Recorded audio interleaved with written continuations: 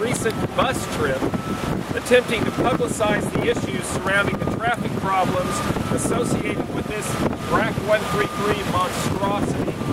We think that Jim Moran has some explaining to do to his constituency and to the American taxpayer. Because here's the situation.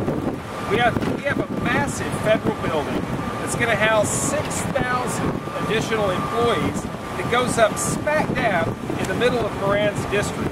Now this is a district that he has held in tight control for 20 years. I mean, no one writes a lawn mowing contract in this district here without Jim Moran's knowledge and oversight.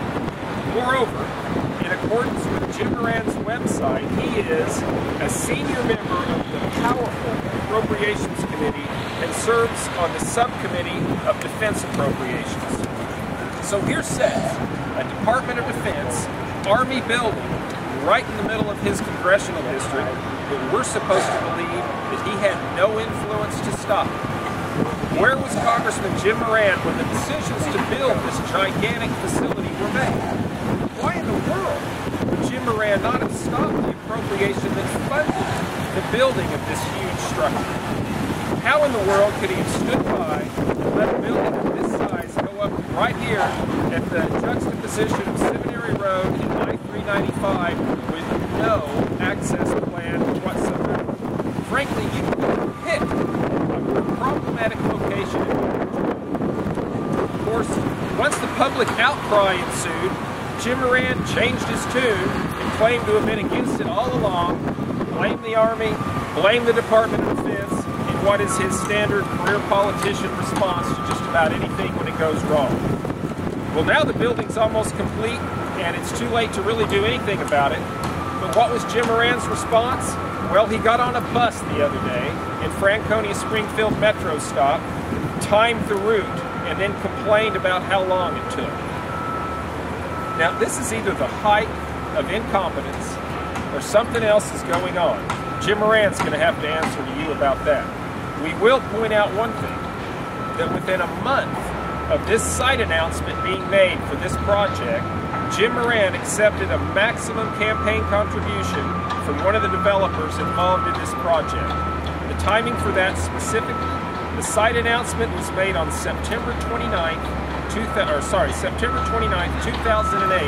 Jim Moran's campaign contribution came in October 23rd, 2008. Now, one other thing of great significance we want to point out about this, in addition to the traffic problems it is creating, and that is the Winkler Botanical Preserve, which is just right over here on the other side of the building. Because we see patterns here that are similar to his actions with the construction of this building. Now, I went into Winkler Preserve recently. Let me just give you a couple of quick facts and points about it.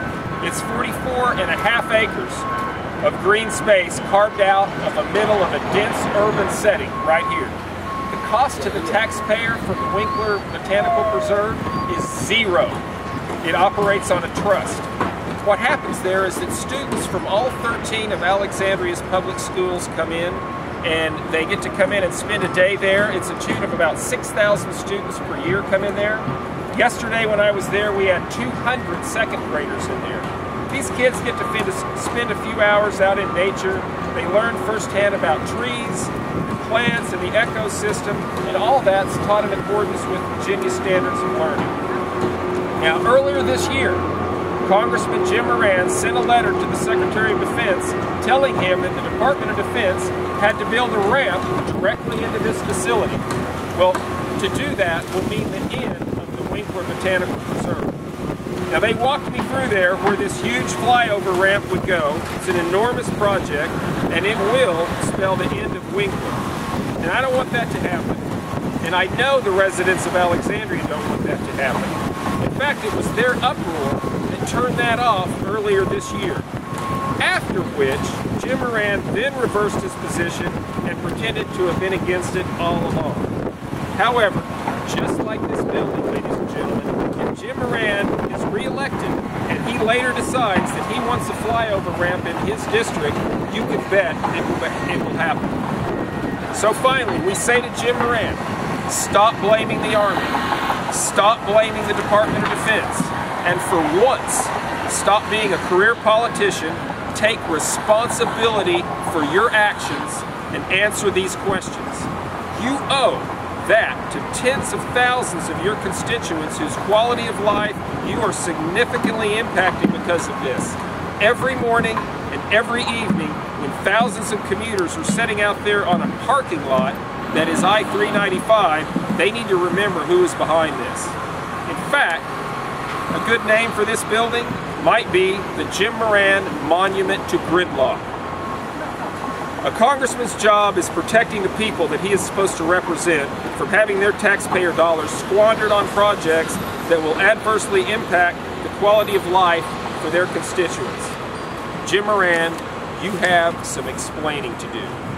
Thank you, ladies and gentlemen. I'll be happy to answer any questions.